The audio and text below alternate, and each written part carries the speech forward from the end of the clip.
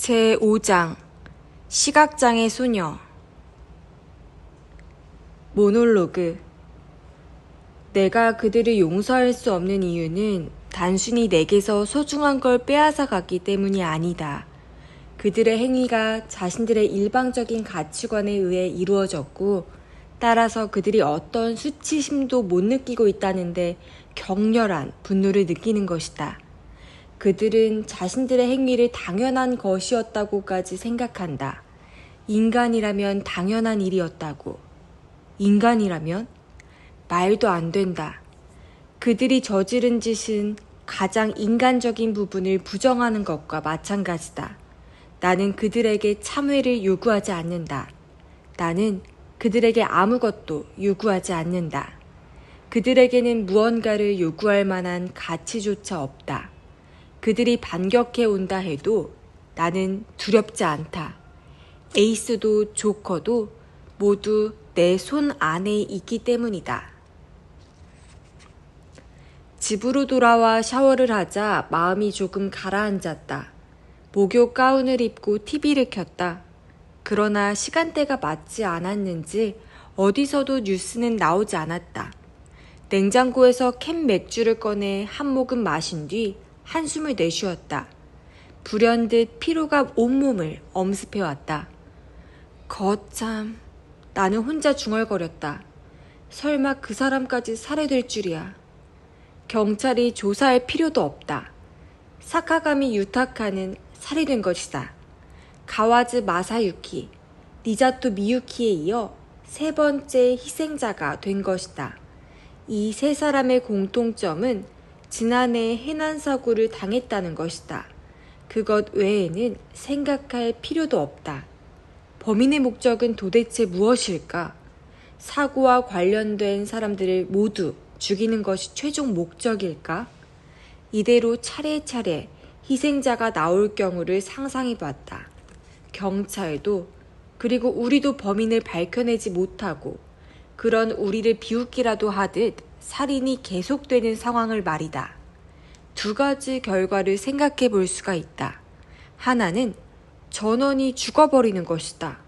아가사 크리스티는 아니지만 모두 사라져버리는 경우다. 다른 하나는 딱 한 사람만이 남고 모두가 죽는 것이다. 이 경우 마지막 남은 한 사람이 범인일 거라고 생각하는 게 타당할 것이다. 바로 그때 그 이름이 머릿속에 떠올랐다. 후르사와 야스코. 과연 그녀는 살아있을까? 아니면 죽었을까? 그것에 따라 추리의 방향은 완전히 달라진다. 하지만 그녀의 흔적은 전혀 알 수가 없다. 그건 그렇고 사카가미 유타카는 도대체 우리에게 뭘 전하고자 했던 것일까? 처음 만났을 때 그는 우리를 거절하면서도 왠지 괴로워 보였다. 밝히고 싶은 게 있는데 그걸 필사적으로 참고 있는 듯한 느낌이었다. 문득 떠오른 생각에 핸드백을 끌어당겼다. 안을 들여다보니 극단 전단지가 들어있었다. 거기에 소개된 것은 이번에 그들이 공연하는 현대극이었다. 사카가미 유타카의 이름도 있었다. 그 사카가미가 맡은 역할을 보고 나는 맥주를 마시다 말고 사례가 들릴 뻔했다. 노인 행세를 하고 양로원에 들어가는 가난한 청년이었던 것이다. 노인 행세? 머릿속에 떠오르는 게 있었다. 가와즈 마사유키의 짐이 택배로 왔을 때 구석에서 물끄러미 지켜보던 노인의 모습. 택배원은 노인의 얼굴을 자세히 못 봤다고 했고 나 역시 슬쩍 보았을 뿐이다. 혹시 사카가미 유타카가 변장을 했던 건 아닐까? 그렇다면 그도 역시 가와즈 마사유키의 자료가 내게 올 거라는 걸 알고 그것을 감시하고 있었다는 이야기다. 그리고 기회가 생기면 훔치려고 했던 게 아닐까? 틀림없다는 생각이 들었다. 작년 사고에 어떤 비밀이 있고 그것을 모두가 숨기려는 것이다. 두 번째 캔 맥주를 딴 순간 전화벨이 울렸다. 누가 걸었을지 뻔하다. 뉴스 봤어? 느닷없는 후유코의 목소리에서 손에 잡힐 듯 낙담한 기분이 묻어났다. 선수를 빼앗겼어. 내가 말했다. 그 사람한테 뭐가 어떻게 된 건지 들을 수 있었는데 범인이 그 사실을 알고 죽은 게 분명해. 그런 일이 있을 줄은. 어쨌든 선수를 빼앗긴 건 확실해. 좀 더 빨리 약속을 잡았어야 했는데. 후유쿠 책임이 아니야. 그보다 다른 정보가 있어. 나는 지난번 노인이 사카가미 유타카가 변장한 사람인 것 같다고 말했다. 역시 후유쿠도 놀란 모양이다. 좀 질렸다는 목소리로 말했다. 적의 눈이 벌써 그때부터 빛나고 있었단 이야기네. 어쨌든 이렇게 된 이상 조금이라도 빨리 사고의 비밀을 알아내야 해. 경찰도 이제 세 사람의 공통점을 파악했을지도 몰라. 하지만 누구한테? 후유코가 물었다. 전에도 말했지만 한 사람밖에 없어.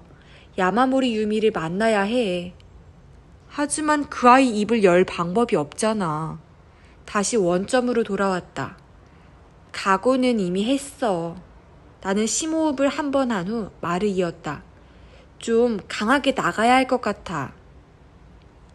사카가미 유타카가 살해되고 3일이 지난 밤 나와 후유코는 차 안에 있었다.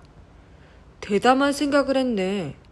오른손을 핸들에 올려놓고 후유코가 말했다. 말하면서도 눈은 전방을 주시하고 있었다. 우리 차 몇십 미터 앞에 서양식으로 지은 흰색 주택이 있는데 그 집을 바라보는 중이었다. 야마모리 유미를 태운 벤츠가 1시간쯤 전에 그 집 주차장으로 들어갔었다. 책임은 내가 질 테니까 걱정하지 마. 후유코의 옆 얼굴을 보며 내가 말했다. 별로 걱정은 안 해. 우리가 했다는 걸 알면 야마모리 사장도 경찰에는 연락하지 않을 테니까. 이 차가 걱정이지. 차에 상처라도 생기면 안 되는데. 아까부터 그것 때문에 노심초사야. 그렇게 말하면서 후유코는 핸들을 두드렸다. 이 차, 흰색 벤츠는 그녀가 친한 작가에게서 빌린 것이었다. 강제적인 방법을 동원해서라도 야마모리 유미에게서 어떻게든 이야기를 듣자고 결정한 것까지는 좋았는데 우려했던 대로 그 애를 만나는 게 쉽지가 않았다. 학교는 흰색 벤츠로 통학했고 일주일에 2번 있는 바이올린 레슨도 교사가 직접 주차장에 있는 벤츠까지 마중 나왔다가 끝나면 배웅했는데 그게 아주 철저했다. 정해진 외출은 그것 외에는 전혀 없었다. 교회에는 나하고 만날 날부터 발걸음도 하지 않는다고 했다.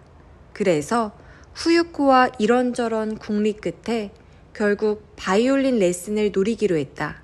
하지만 특별한 이유는 없었다. 굳이 따지자면 바이올린 교사네 집이 오가는 사람이 적은 야마노테에 있다는 것과 밤의 어둠이 조금은 내 편이 되어주지 않을까 하는 작은 기대감 때문이었다. 머지않아 벤치에 붙어있는 시계가 8시 40분을 가리켰다. 시간을 확인한 후 나는 조수석에서 내려 야마모리 유미가 바이올린 연습을 하고 있는 집을 향해 빠른 걸음으로 걸어갔다. 서양식 건물처럼 지은 집에는 그에 어울리는 벽돌담이 둘러쳐져 있고 그 옆에는 차 2대가 주차할 수 있는 공간이 있었다. 지금 거기 세워져 있는 것은 흰색 벤츠뿐이었다. 운전석을 들여다보니 체격 좋은 운전사가 시트를 뒤로 넘긴 채 잠을 자고 있었다. 나는 운전석 쪽으로 돌아가 유리창을 살짝 두드렸다. 그쪽에서 보면 역광이라 내 얼굴이 제대로 보이지 않을 것이다. 천천히 실눈을 뜬 운전사가 황급히 일어나 창문을 내렸다. 저기 죄송한데 차를 잠깐만 이동해 주시겠어요? 나는 정말 죄송해서 어쩔 줄 모르는 듯한 목소리를 냈다. 운전사는 내가 누군지 생각하는 듯 했다. 그러고는 이상하다는 얼굴로 물었다. 무슨 일이라도 있습니까? 실은 조금 있다가 짐을 실을 트럭이 와서요. 짐을 여기서 실어야 하거든요. 실제로 주차장 뒤에는 짐을 싣기 위해 만들어 놓은 것처럼 보이는 통로가 있었다. 운전사는 고개를 돌려 통로를 보더니 아, 예. 하며 알아들었다는 표정으로 끄덕였다. 그럼 이 차는 어디에 두죠? 앞에 카페가 있어요. 나는 길 앞을 가리켰다. 거기 주차장에 세우고 조금 쉬고 계세요. 유미양 레슨이 끝나면 부를게요. 그리고 1,000엔짜리 지폐를 꺼냈다. 운전사는 아니 이거 죄송한데 하면서도 그걸 받아들고 힘차게 시동을 걸었다. 흰색 벤츠가 카페를 향해 사라지는 것을 확인한 뒤 반대 방향을 향해 두 손으로 크게 원을 그렸다. 방금 들었던 것과 똑같은 엔진 소리가 멀리서 들리고 이어서 헤드라이트가 켜졌다. 그리고 천천히 차가 다가왔다. 우리의 흰색 벤츠가 내 앞에 멈췄다. 잘 됐나 보네. 후유코가 말했다. 승부는 이제부터야. 이제 곧 레슨이 끝나. 시동은 켜두는 게 좋겠지. 오케이. 후유코는 시동을 켠 채 내렸다. 그리고 뒷문을 열어둔 채 우리는 주차장 한쪽에 숨었다. 귀를 기울이니 희미하게 바이올린 연주 소리가 들렸다. 필시 유미가 연주하고 있을 것이다. 강하고 부드러운 음색이었다. 이 아이의 숨겨진 내면을 표현하는 것일지도 모른다. 뜻밖의 호사스러운 시간이 지나고 마침내 바이올린 소리가 그쳤다. 우리는 주차장에서 바깥 상황을 살폈다. 현관문 열리는 소리와 함께 말소리가 들렸다. 우리는 서로에게 신호를 보낸 후 천천히 길로 나섰다. 아니, 나카야미 씨가 안 보이네. 어디 가셨지? 유미의 손을 잡고 있는 키 큰 여자가 주변을 둘러보며 말했다. 이 여자가 바이올린 강사이고 나카야마는 아마도 운전사 이름일 것이다. 그 여자가 우리를 바라봤다. 하지만 아무런 흥미도 드러내지 않았다. 평범한 행인이라고 생각했을 것이다. 키 큰 여자가 유미를 벤츠 뒷좌석에 태우고 문을 쾅 닫았다. 그리고 몰아바라면서 다시 한번 주위를 둘러봤다. 눈 앞에 있는 흰색 벤츠에 대해서는 전혀 의심하지 않는 것처럼 보였다. 가자. 내 말에 후유코가 대답했다. 좋아. 우리는 성큼성큼 자동차를 향해 다가갔다. 바이올린 강사는 처음엔 의아한 표정을 짓더니 곧 어찌할 바를 몰라 허둥대기 시작했다. 하지만 결정적으로 그 여자의 표정이 변한 것은 후유코가 태연히 운전석에 올라탔을 때였다. 바이올린 강사의 얼굴이 굳어지면서 입이 크게 벌어졌다. 이런 갑작스러운 상황에 어떤 말을 해야 할지 갈피를 잡지 못하는 모양이었다. 이런 사람입니다. 가능한 한 차분한 목소리로 그 여자에게 내 명함을 건넸다. 여자는 입을 벌린 채 명함을 받았다. 뜻밖의 상황을 맞게 되었을 때 인간이 반응하는 방식은 정말 재밌다. 야마모리 사장님께 따님은 틀림없이 보내드리겠다고 전해주세요. 그렇게 말하고 곧장 뒷자리에 올라탔다. 먼저 타고 있던 유미는 무슨 일이 일어났는지 아직 눈치 못 챈 모양이다. 아, 저기요. 잠깐만요. 잘 전해주세요. 아직 내 명함을 손에 든 채 멍하니 서 있는 강사를 남기고 우리의 흰색 벤츠는 출발했다. 출발하자마자 유미는 옆에 앉은 사람이 지난번 교회에서 말을 걸어온 여성 추리 작가라는 것을 깨달았다. 향수 냄새로 알았을 것이다. 이렇게까지 할 생각은 없었어. 나는 일단 사과부터 했다. 유미는 아무런 대답도 하지 않았다. 후유코가 차를 세운 곳은 야마모리의 저택에서 1km도 떨어지지 않은 곳에 있는 공원 옆이었다. 동물 모양을 본뜬 콘크리트 조형물과 그네만 있는 작은 공원이었다. 너무 조촐한 탓에 데이트를 즐기는 젊은 커플도 없었다. 전에 하던 이야기를 계속하고 싶은데 들려주지 않을래? 내가 말했다. 유미는 잠자코 바이올린 케이스를 쓰다듬고 있었다. 그럼으로써 마음의 안정을 찾고 있는지도 모른다. 아빠가... 침묵의 시간이 흐른 뒤 드디어 유미가 입을 열었다. 쓸데없는 말은 하지 말라고. 그때 저는 의식을 잃었기 때문에 정확한 걸 기억할 수 없다고 하셨어요. 그 애의 목소리가 조금 떨리고 있었다. 하지만 정확하게 기억하는 건 있지? 또 침묵. 없어? 소녀는 머리를 내저었다. 모르겠어요. 아빠는 꿈과 현실이 뒤섞인 거라고 하셔서요. 유미양, 나는 소녀의 손을 잡았다. 놀랄 만큼 가는 손목이었다. 조금만 세게 잡아도 톡 하고 부러질 것 같았다. 전에도 말했지. 사람들이 계속 살해될 가능성이 있어.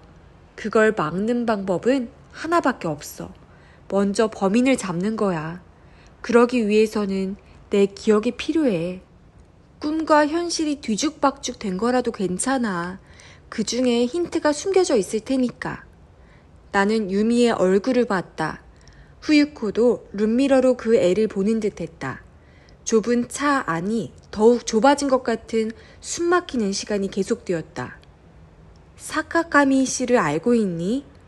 유미가 고개를 갸웃하기에 보충 설명을 했다. 사카가미 유타카 씨. 배우인데 작년에 너희와 함께 바다에 갔던 사람이야. 소녀의 얇은 입술이 조금 열리는 걸 보면서 말을 이었다. 그 사람도 살해됐어. 놀란 감정을 고스란히 드러내듯 그 애의 입이 더 벌어지면서 얼굴을 들었다. 거짓말이죠? 정말이야. TV 뉴스에도 나왔는걸. 말을 하면서 이 소녀에게 뉴스에 대해 이야기하는 것은 무의미한 일이라는 걸 깨달았다. 신문도 마찬가지다. 야마모리가에서 누군가 신문을 읽고 이 사회에서 일어나는 일을 소녀에게 들려줄 리가 없었기 때문이다. 설령 그렇게 한다 해도 사카가미의 죽음에 대해선 고의로 숨겼을지도 모른다. 모를 수도 있지만 사실이야. 사카가미 씨는 살해됐어. 범인은 작년 해난사고와 관련된 사람들을 차례로 죽이고 있어. 소녀의 얼굴에 공포가 번졌다. 망설이고 있는 게 분명했다. 마음이 흔들리고 있는 것이다. 내 아빠도 노리고 있을지 몰라. 일부러 억양 없이 말했다. 소녀가 크게 숨을 내쉬는 게 보였다. 아빠도? 엄마도. 이제까지 잠자코 있던 후유코가 운전석에서 말했다. 그것은 유미의 몸이 크게 흔들릴 정도로 매우 효과적인 한마디였다. 그래, 맞아. 내가 말했다. 엄마도 노리고 있을지 몰라. 그 다음에는 유미 너도. 유미는 고개를 깊게 숙이고 몇 초 동안 그대로 있었다. 그러곤 얼굴을 들고 크게 한번 심호흡을 한 뒤 내게로 몸을 돌렸다. 저기요. 여기서 제가 말하면 도와주는 거예요? 나는 룸미러 속의 후유코와 눈을 마주쳤다. 거울 속에서 후유코가 조그맣게 고개를 끄덕였다. 약속할게. 할 수 있는 일은 다 할 거야. 유미는 고개를 숙였다. 그리고 조그만 목소리로 말했다. 비밀로 해주세요. 약속할게. 거짓말처럼 발밑이 사라졌어요. 앞을 못 보는 이 소녀는 사고 순간을 이렇게 표현했다. 시각으로 상황을 판단 못하는 소녀는 몸의 균형이 무너지는 것으로 배의 상태를 느낄 수밖에 없었다는 이야기다. 발밑이 꺼짐과 동시에 물이 덮쳐왔다고 했다. 자신이 바다에 떨어졌는지 배 안으로 물이 들어왔는지 분명치 않다는 것이다.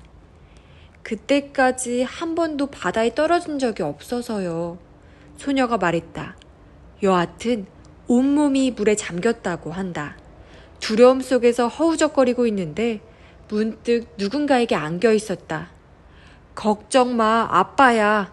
라는 목소리가 들렸다. 소녀는 정신없이 아버지에게 매달렸다. 그 뒤에도 뭐가 어떻게 된 건지 전혀 알 수가 없었어요. 아빠가 가만히 있으라고 해서 아빠의 팔을 잡고 제 몸을 맡겼죠. 제 몸은 뒤를 향해 있었던 것 같아요. 아마도 아빠가 저를 안고 헤엄치고 있었나 봐요. 나는 그 이야기를 들으면서 인명구조를 할 때는 그런 식으로 헤엄을 치는 거라고 생각했다. 섬에 도착할 때까지 얼마나 시간이 흘렀는지 소녀로서는 알 수가 없었다. 두려울 만큼 긴 시간이었지만 정말 긴 시간이었는지는 정확히 말할 수 없다고 했다. 그때뿐만이 아니라 그날 내내 시간이 얼마나 흘렀는지 거의 의식을 할 수 없었다. 그럴지도 모르겠다. 섬에 도착해서 발이 땅에 닿자마자 너무 안심한 나머지 정신을 잃었어요. 소녀의 말에 진심으로 고개를 끄덕였다. 앞자리의 후유코도 마찬가지였다. 섬에 도착하자마자 유미는 정신을 잃었다. 극도의 긴장이 한꺼번에 풀렸기 때문일 것이다. 게다가 체력도 상당히 소모되었을 게 분명하다. 정신을 차렸을 때 사람들이 이야기하는 소리가 들렸어요. 함께 배에 탔던 사람들이라 금방 알 수 있었어요. 저 사람들도 살았구나 하고 안심했는데. 그리고 유미는 입을 다물었다. 내친김에 말하려고 했으나 그게 쉽지 않은 모양이다. 침묵이 이어지는 동안 소녀는 자기 혐오에 빠진 표정을 지었다. 여자가 소리를 질렀어요. 크게 한숨을 내뱉은 뒤 말했다. 큰 소리로, 목청이 찢어질 것처럼요. 뭐라고 소리쳤는데? 내가 물었다. 제발 부탁이니, 유미가 말했다. 그 말투가 너무나 강해 후유코가 몸을 비틀어 뒤를 쳐다봤다. 도와주세요. 라고 여자가 그렇게 소리쳤어요. 나는 그 말을 납득하고 고개를 끄덕였다. 제발 부탁이니 도와달라. 이렇게 말했다고? 네. 하며 내가 물었다. 그런데 누구를 도와달라는 거였니? 그 여자는 이미 섬에 도착했잖아. 남자를 하고 유미는 잠시 이야기를 중단했다.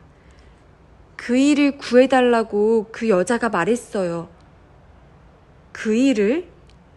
그 여자가 누구였는지 기억하니? 후유코가 물었다. 그때 여자는 너 말고 4명이 있었어. 너희 어머니와 비서인 무라야마 씨, 그리고 카메라맨인 니자토 미유키 씨와 후르사와 야스코라는 사람. 그중 누구였는지 모르겠어? 모르겠어요. 유미는 고개를 저었다. 하지만 애인 사이 같던 커플이 있어서 그 사람들일 거라고 생각했어요. 이름은 모르지만. 애인 사이? 그렇다면 니자토 미유키나 무라야마 노리코는 아닐 것이다. 물론 야마모리 부인도 아니다. 요컨대 그 여자가 애인을 구해달라고 누군가에게 부탁했다. 이거지? 내가 확인하듯 물었다. 그랬을 거라고 생각해요. 그때 거기에 누가 있었니? 그러자 유미는 고통스럽다는 듯 얼굴을 찡그렸다. 아빠하고 몇 사람이 있었던 것 같은데 잘 모르겠어요. 모두 목소리가 작았고 저도 정신이 뚜렷하지 않았어서 죄송해요. 사과할 필요는 없다고 말해줬다. 그래서 거기 있던 사람들이 어떻게 했어? 그 여자 애인을 구하러 갔니? 아무렇지 않게 질문하려고 애썼지만 역시 목소리에 힘이 들어갔다. 소녀는 조그맣게 고개를 저었다. 누군가 그건 무리라고 말했어요. 그래도 여자는 울며 매달렸어요. 저는 아빠가 뭔가를 해주면 좋겠다고 생각했지만 그때 또 의식을 잃는 바람에 그 뒤 일은 잘 기억나질 않아요. 생각하려고 하면 머리가 아프고 또 아빠 말대로 꿈과 현실이 뒤섞인 것 같기도 해요. 그래서 아무한테도 말하지 않았어요. 이야기를 끝낸 뒤에도 유미는 바이올린 케이스를 끌어안고 있었다.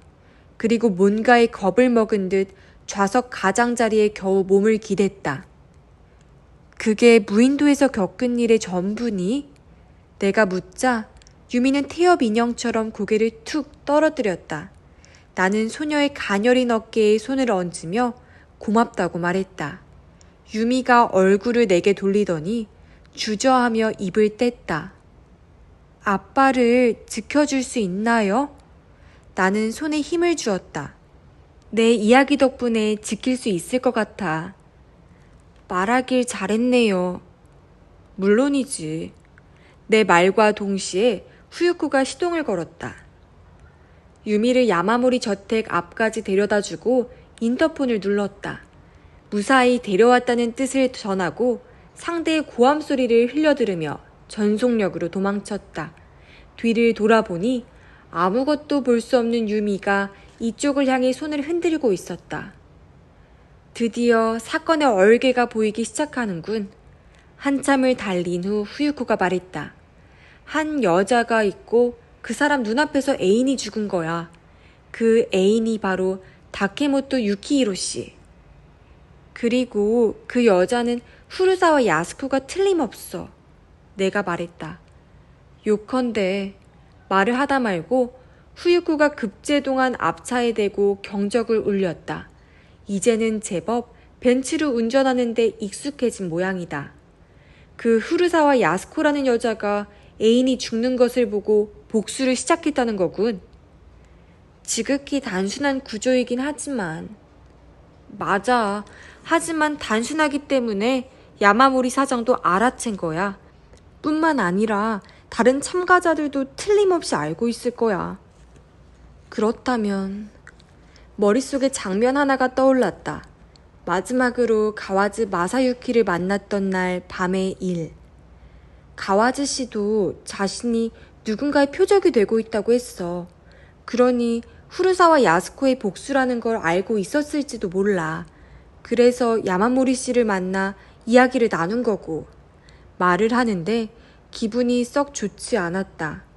내 애인도 역시 다케모토 유키히로를 죽게 내버려둔 사람 중 하나일까? 아니야. 그는 그때 발을 다쳤기 때문에. 그러니까 그 사라진 가와즈의 자료에 유미의 증언과 같은 내용이 적혀 있었던 거야. 후유코의 말에 나도 동의했다. 니자토 미유키가 어떻게든 그걸 손에 넣으려고 했던 이유를 알겠어. 사고 관계자들이 모두 입을 다물었던 이유도. 문제는 후르사와 야스코네. 후유코가 말했다. 그 여자는 도대체 어디 있는 거지? 어딘가에 숨어서 다음 상대를 죽일 기회를 찾고 있겠지. 나는 한 번도 보지 못한 그 여자에 대해 생각했다. 사고 때문이라고는 해도 눈앞에서 사랑하는 사람이 죽는 것을 지켜봐야만 했던 충격이 어땠을까? 게다가 그 여자는 증오스러운 인간들과 함께 하룻밤을 보내고 그 다음날 구출되었다. 나는 그 여자가 그 순간부터 복수를 계획했을 거라고 생각했다. 그 여자의 시나리오에서 다음 목표는 누구일까? 이탈리안 레스토랑에서 식사를 마치고 집으로 돌아왔다. 11시가 넘은 시간이었다. 복도가 어두워 핸드백에서 열쇠를 꺼내는데 조금 시간이 걸렸다. 열쇠를 꽂고 돌렸다. 이상했다. 잠긴 문이 열릴 때의 느낌이 아니었다. 열쇠를 빼고 손잡이를 돌리니 문은 아무 저항 없이 그대로 열렸다. 나갈 때 문 잠그는 걸 잊었었나? 그럴 리가 없다. 가와즈 마사유키의 자료를 도둑 맞은 다음부터 병적일 정도로 문 단속을 철저히 했기 때문이다. 오늘도 틀림없이 문을 잠갔던 기억이 있다. 그렇다면 누군가 들어왔었다는 뜻이다. 혹은 들어와 있는 걸지도 모른다. 그대로 문을 열고 안으로 들어갔다.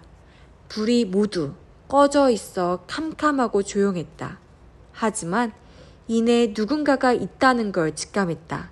인기척을 느꼈기 때문이다. 이어서 담배 냄새가 났다. 현관 바로 옆에 있는 스위치로 조심스럽게 손을 뻗어 눌렀다. 나도 모르게 숨을 멈추고 눈을 감은 채 몸을 벽에 기댔다. 그리고 심장 소리가 조금 잦아들기를 기다렸다가 천천히 눈을 떴다. 기다렸소. 야마모리 사장이 말했다. 소파에 앉아 다리를 꼬고 있다. 얼굴은 웃고 있지만 눈만은 여전히 차가웠다. 이제 알겠네요. 마침내 입을 열긴 했지만 말끝이 조금 떨렸다. 몇 번씩이나 이 방에 들어온 게 당신이었군요. 상자를 뒤지고 워드 프로세서에 글을 남긴 것도. 나는 그런 짓을 하지 않았소. 그의 목소리는 무서울 정도로 차분했다. 당신이 안 했더라도 누군가를 시킬 수는 있겠지요. 그는 대답 없이 왼손가락으로 귀만 후볐다.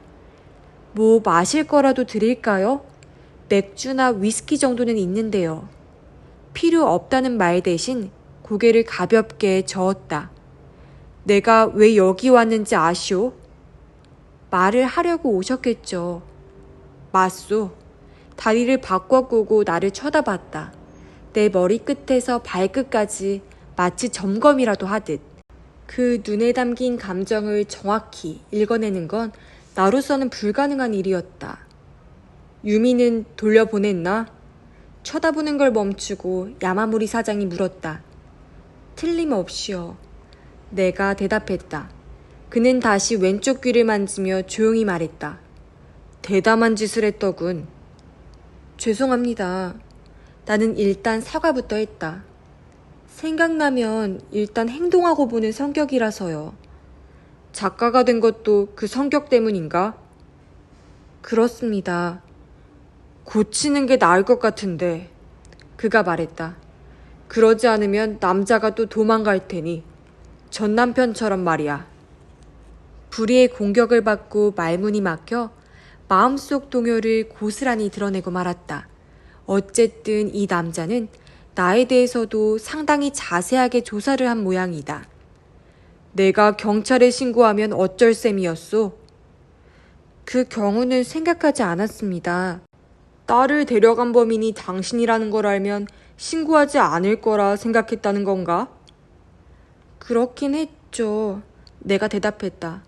하지만 또 다른 이유가 있었어요. 만약 경찰이 개입하면 제가 유미 양에게서 들은 이야기가 세상에 알려지게 되겠죠. 당신이 그런 어처구니 없는 짓을 할 리 없다고 생각했어요. 딸의 이야기를 믿는다는 건가? 그렇습니다.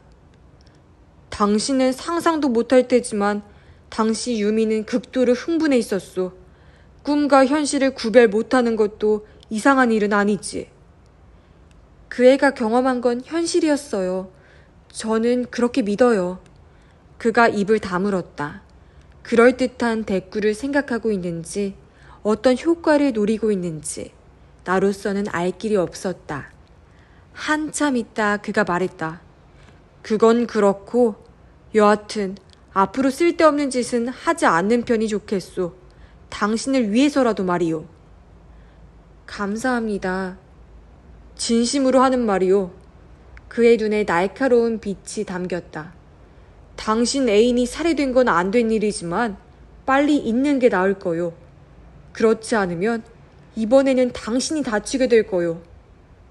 다친다니 누가 저를 노릴 거라는 말씀이신가요? 그것만이 아니오. 아주 어두운 목소리였다. 입안에 침이 고였다. 그가 나를 바라보았다. 나도 그의 눈을 응시했다. 아마도 내가 입을 열었다. 전원이 똘똘 뭉쳐 당신 지시에 따라 움직이고 있겠죠. 다케모토 유키히로의 동생을 조사한 것도 당신이 시킨 것 아닌가요? 지금 나를 신문하는 거요?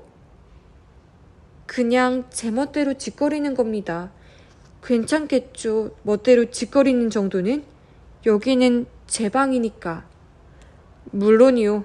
담배 피워도 되겠소? 그럼요. 이야기를 계속하죠. 당신은 가와즈 씨와 니자토 씨가 살해되자 1년 전 다케모토 씨를 죽게 내버려둔 것에 대한 복수가 아닐까 생각했어요. 그래서 복수를 할 만한 인물, 즉 그의 동생 다케모토 마사히코를 조사했죠.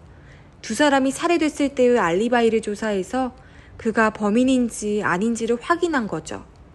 내가 이야기하는 동안 그는 담배를 꺼내 아주 고급스러운 은색 라이터로 불을 붙였다.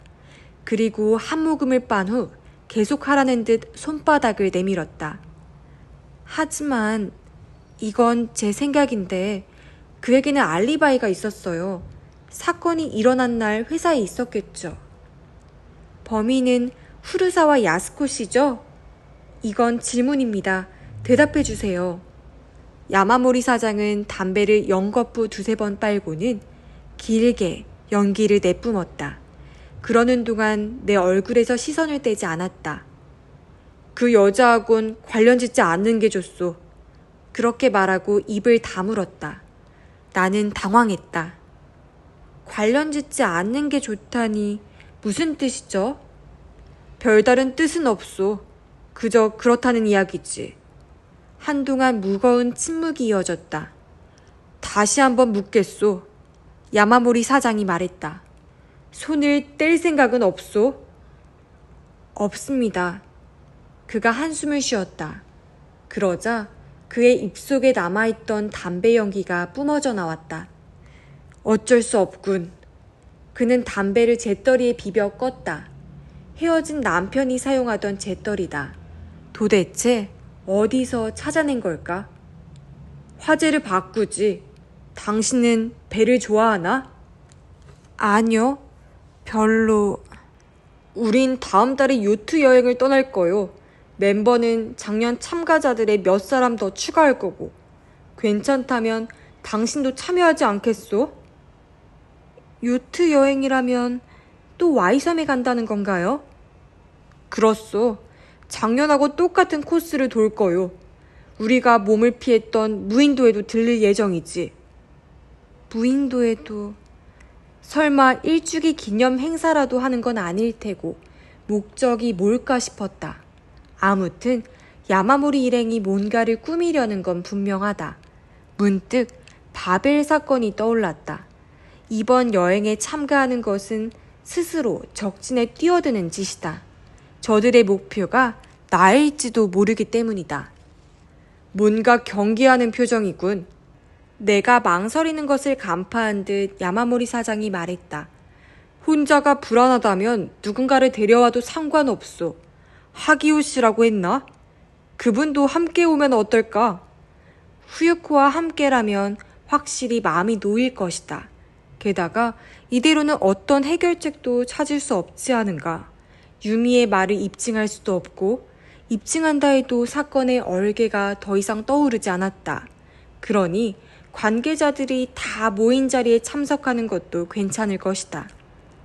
알겠습니다. 결심하고 말했다. 참가하죠. 하지만 후유코한테 물어봐야 하니까 정식 답변은 다음에 하겠습니다. 그렇게 하시오. 야마모리 사장은 자리에서 일어서며 탁탁 바지자락을 털었다. 그리고 넥타이를 고쳐매며 헛기침을 한번 했다. 그는 신발을 신고 있었다. 그러고 보니 현관에 남자 신발이 없다. 내 앞을 지나쳐 그대로 현관으로 갔다. 카펫 위에 구두 흔적이 고스란히 남았다. 문을 열기 전에 그가 돌아섰다. 그러곤 바지주머니에서 뭔가를 꺼내 들고 바닥에 휙 던졌다. 마른 금소금이 들리더니 이내 조용해졌다. 더 필요할 것 같지는 않으니 두고 가죠. 그럼... 자, 바다에서 봅시다. 그럼 바다에서... 그는 문을 열고 나갔다. 멀어지는 발소리가 들렸다. 나는 바닥에 떨어진 걸 주웠다. 차가운 감촉이 손끝에 전해졌다. 역시 상황을 이해하고 고개를 끄덕였다. 그건 이 방의 열쇠였다.